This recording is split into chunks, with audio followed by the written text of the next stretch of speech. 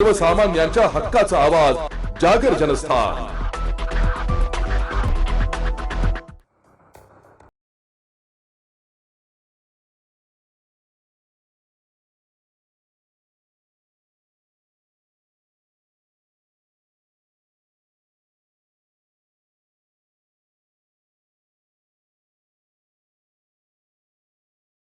नाशिकच्या इगतपुरी येथील एका शाळेच्या आवारात धक्कादायक घटना समोर आली आहे। विद्यार्थी बुटाची लेस बांधत असताना त्या शाळेतील एका शिक्षकांच्या कारच्या धडकेत त्याच्या डोक्याला दुखापत होऊन 4 टाके पडल्याची माहिती समोर येत आहे। आता त्याची प्रकृती स्थिर असून शिक्षक यश कदम व शाळा व्यवस्थापनाविरोधात गुन्हा दाखल करण्यात आलाय।